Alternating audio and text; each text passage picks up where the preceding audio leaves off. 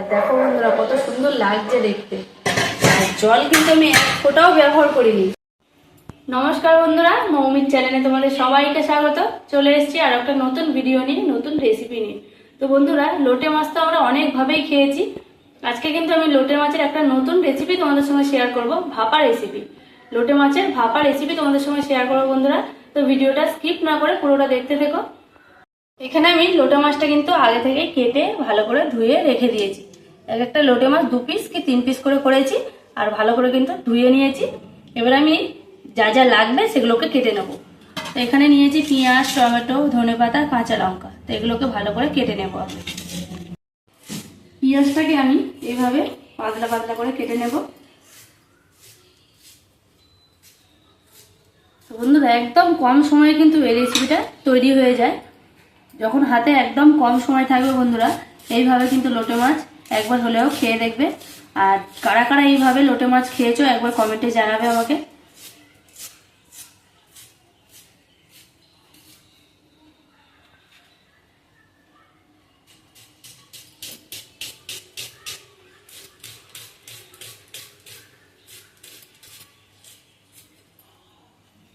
সব পেঁয়াজ, টমেটো, এখানে আমি 1.5খানা পেঁয়াজ নিয়েছি। 1 কিলো মাছে 1.5খানা পেঁয়াজ নিয়েছি, আর 2টো ছোট ছোট টমেটো নিয়েছি।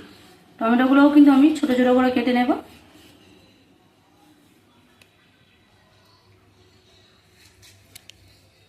সবকিছু কেটে গুছিয়ে নিয়েছি, দেখতে পাচ্ছ সবই কাটা হয়ে গেছে। এবার আমি গ্যাসটা জ্বালিয়ে নেব।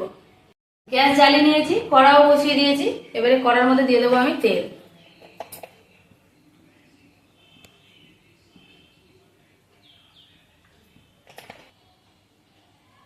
তেল গরম হয়ে গেছে, এবারে এর মধ্যে দিয়ে দেবো আমি আধখানা তেজপাতা আর একটু গোটা গরম মশলা।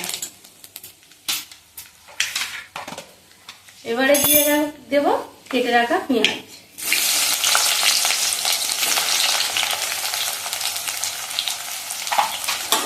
দিয়ে পেঁয়াজটাকে আমি ভালো করে লাল লাল করে ভেজে নেব। আর বন্ধুরা, পেঁয়াজ ভাজার সময় কিন্তু একটু নুন দিয়ে দিলে পেঁয়াজটা তাড়াতাড়ি নরম হয়ে যায় আর তাড়াতাড়ি ভাজা হয়ে যায়। তো আমি সামান্য নুন দিয়ে দেবো।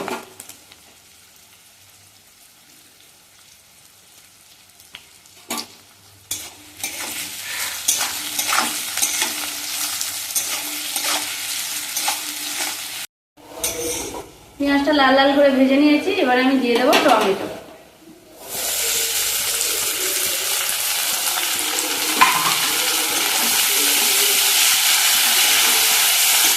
টমেটোটা দিয়ে আমি একটু চাপা দিয়ে দেবো।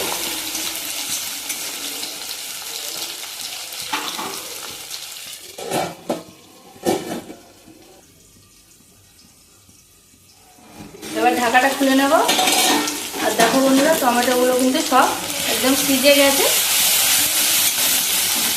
এবারে আমি দিয়ে দেবো আদা রসুন।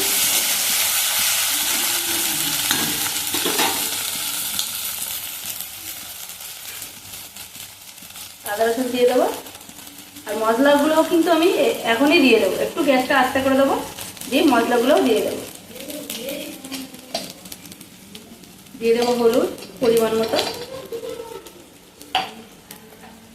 লঙ্কার গুঁড়ো একটু বেশি দেবো, ঝাল হয় যাতে একটু ঝাল ঝাল ভালো লাগে। দেবো একটু ধনের গুঁড়ো আর একটু জিরের গুঁড়ো। একদম সামান্য পরিমাণ ধনের গুঁড়ো দেবো, আর দেবো অল্প জিরের গুঁড়ো। দিয়ে একদম সামান্য জল দিয়ে দেবো।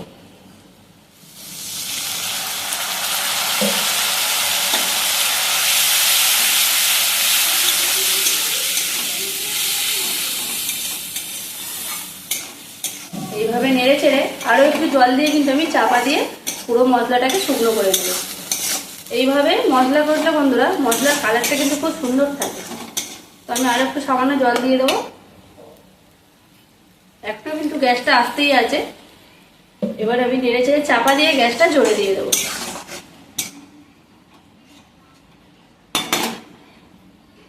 এবার আমি চাপা দিয়ে দেবো, আবার ঢাকাটা দিয়ে দেবো। এবার ঢাকাটা খুলে নেব। আর দেখো বন্ধুরা, মশলাটা কত সুন্দর তেল ছেড়ে দিয়েছে। এবার আমি একটু নাড়াচাড়া দিয়ে নেব। দিয়ে গ্যাসটা কিন্তু বন্ধ করে দেবো। আর ঢাকা দেওয়ার জন্য কালারটাও কত সুন্দর এসছে। এবারে কিন্তু আমি গ্যাসটা বন্ধ করে দেবো, দিয়ে মশলাটা কিন্তু কড়ার মধ্যে এখন রেখে দেবো।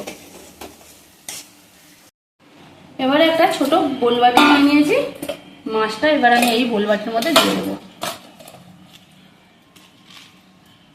আর কষার সময় যে মশলা কষেছি তার মধ্যে কিন্তু আমি না কাঁচা লঙ্কা দিয়েছি না ধনে পাতা দিয়েছি, এগুলো আমি এবারে এই মাছের মধ্যে দিয়ে দেবো। আর নুনটাও কিন্তু বন্ধুরা শুধু অল্প সামান্য পেঁয়াজ ভাজার সময় দিয়েছিলাম, মশলা করার সময় কিন্তু দিইনি। এবারে আমি নুনটা মাখিয়ে দেবো এর মধ্যে।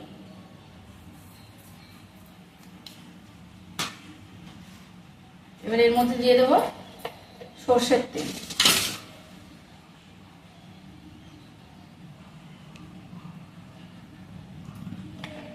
দিয়ে এবারে যে মশলাটা আমি করে রেখেছিলাম আগে সেটাকে দিয়ে দেবো।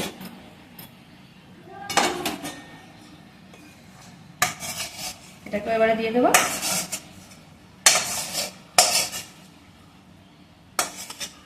দিয়ে ভালো করে একসঙ্গে মাখিয়ে নেব।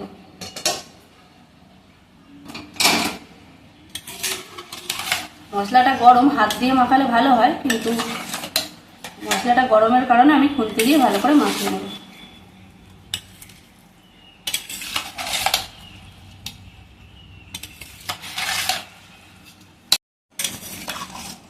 সুন্দরভাবে কিন্তু মাছটাকে মাখিয়ে নিয়েছি। এবারে আমি একটা ঢাকনা দিয়ে ঢাকা দিয়ে দেবো।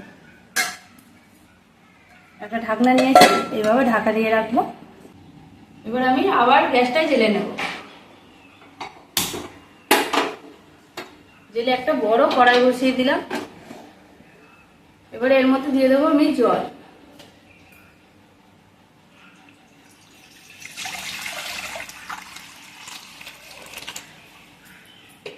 জলটাকে আমি একটু ফুটতে দেব। জলটা গরম হয়ে এসছে, এবার আমি একটা বাটি নিয়ে নিয়েছি, বাটিটাও একটু জল ভর্তি করে এইভাবে বসিয়ে দেব।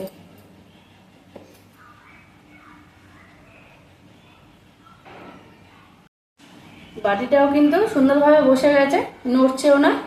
এবার আমি একটা ঢাকা দিয়ে জলটাকে ফুটিয়ে নেব। জল ফুটে গেছে, এবার আমি গ্যাসটা একটু আস্তে করে দেবো, দিয়ে ঢাকনাটাকে খুলে নেব।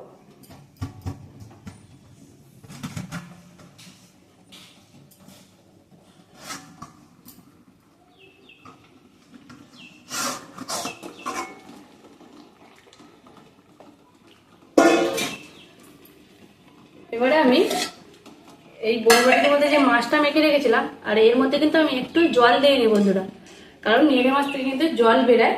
তো এটা আমি এই বাটির উপরে বসিয়ে দেবো। এইভাবে বসিয়ে দিয়ে ঢাকনাটাকে আবার সুন্দরভাবে ঢাকা দিয়ে দেবো। আগে এই ঢাকনাটাকে দিয়ে দেবো, দিয়ে উপর থেকে ঢাকা দিয়ে দেবো।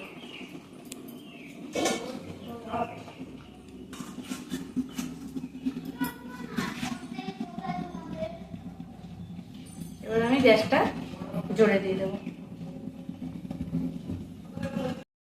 তো বন্ধুরা প্রায় আধ ঘন্টা হয়ে গেছে, এবার আমি কিন্তু ঢাকাটা খুলবো।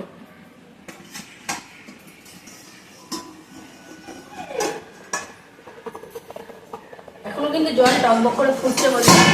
আর কড়ার হাফেরও বেশি জল দিয়েছিলাম, সেটা কমে কমে একদম নিচে চলে গেছে। এবার আমি গ্যাসটাও বন্ধ করে দেবো।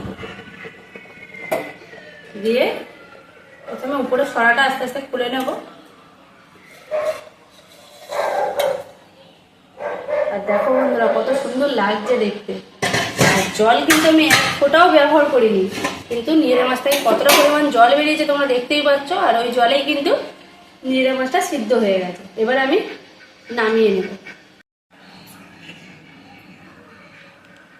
আর বন্ধুরা আমি কিন্তু মশলা কষে তরকারিটা করেছি, তোমরা কিন্তু চাইলে একদম সবকিছু কাঁচা এইভাবে মাখিয়ে আর জলের মধ্যে বসিয়ে দিতে পারো। বন্ধুরা আমি একটা কিন্তু মাছ তুলে দেখাবো কতটা সিদ্ধ হয়েছে, কারণ অনেকেই ভাববে যে এইভাবে জল দিয়ে ভাপালে হয়তো নিয়েরে মাছ সিদ্ধ হয় না।